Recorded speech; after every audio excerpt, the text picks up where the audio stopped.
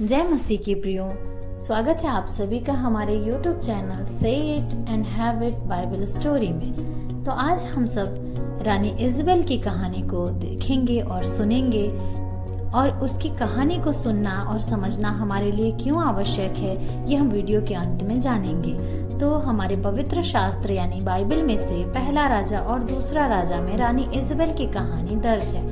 हम इसका संक्षिप्त विवरण देखेंगे। तो उन दिनों में इज़राइल का राजा आहाब हुआ करता था, और वो यहोवा के नजर में दुष्ट और विधर्मी था। उसने एक अन्य जाति की स्त्री इज़ाबेल से विवाह कर लिया था, जो कि बाल देवताओं की उपासना किया करती थी। राजा आहाब ने जब उससे विवाह किया तो इज़ाबेल वहां की इज़राइल की रानी बनी, और जब इज़राइल की रानी इज़ाबेल बनी तो उसने राजा आहाब को भी बाल देवताओं की पूजा करने के लिए, उनकी उपासना करने के लिए प्रेरित कर दिया, उसे मजबूर कर दिया। चूँकि इज़ाबेल बहुत ही खूबसूरत और सुंदर स्त्री थी, उसकी सुंदरता में पड़ के अपनी पत्नी की बात मान के राजा आहाब उस समय में यहोवा को छोड़ के बाल देवताओं की उपासना करने लगा और यहोवा की दृष्टि में घृणित हो गया।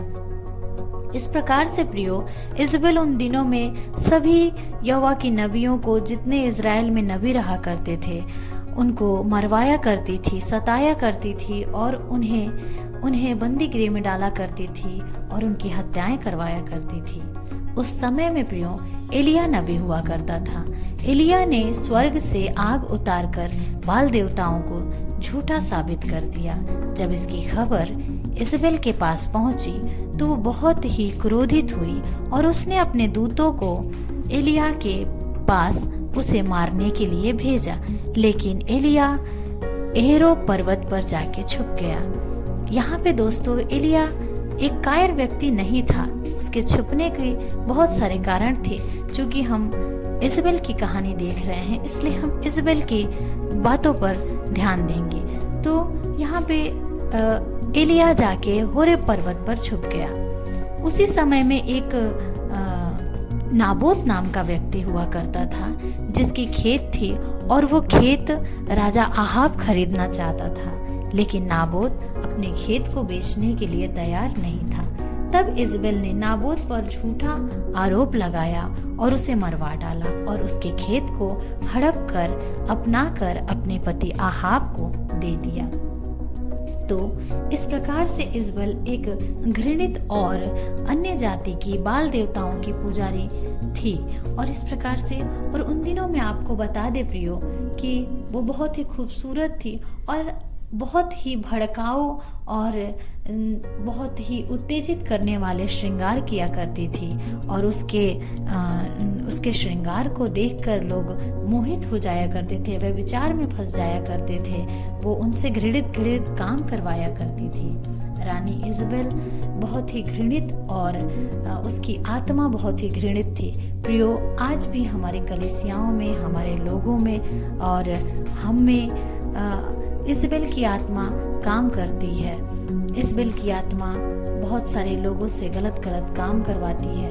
जब हम देखते हैं कि बहुत सारे लोग कलीसियाओं के लोगों को सताते हैं, उन्हें पीड़ित करते हैं, उन्हें मारते हैं, उन्हें पीटते हैं, तो प्रियो, उनके अंदर इज़ाबेल की दुष्ट आत्माएं काम करती है। और आजकल हम देखते हैं कि कलीसियाओं में स्त्रियां अजीब अजीब तरह के बाल कटाकर, अजीब अजीब तरह के बालों में रंग लगाकर, और अपने होठों पर, अपनी आँखों पर तरह तरह के श्रृंगार करके आती हैं। और चूँकि एक विश्वासी और एक विश्वासी होने के नाते एक महिला को ये शोभा नहीं देता, क्योंकि बाइबल हमें इस सब श्रृंगारों के बारे में नहीं बताती है। बाइबल हमें बताती है कि हमारा श्रृंगार कैसा होना चाहिए। पतरस ने भी अपनी पुस्तक में दर्ज किया है कि हमारा श्रृंगार आत्मिक होना चाहिए, शारीरिक नहीं।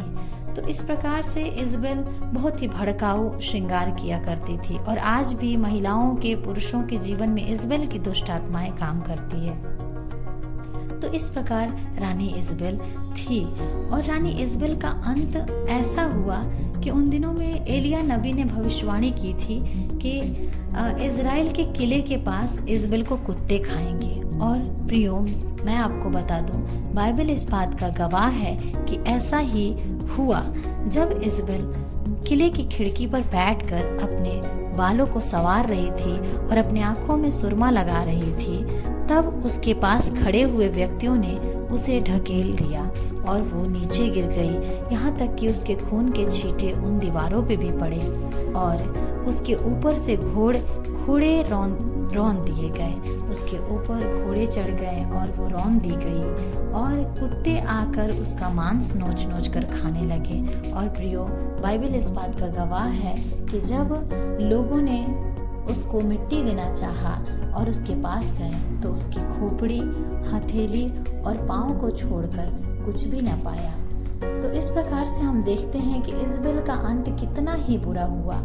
तो इसी प्रकार से दुष्टों का अंत बहुत ही बुरा होता है और बाइबल इस बात का सबूत और गवाह है। तो प्रियो, हमें इज़बेल की आत्मा के बारे में इसलिए जानना जरूरी है ताकि हम अच्छे और बुरे का ज्ञान और समझ पा सकें और प्रतिदिन प्रार्थना में, उपवास में और बाइबल पढ़ने में लीन हो सके और आगे बढ़ सके।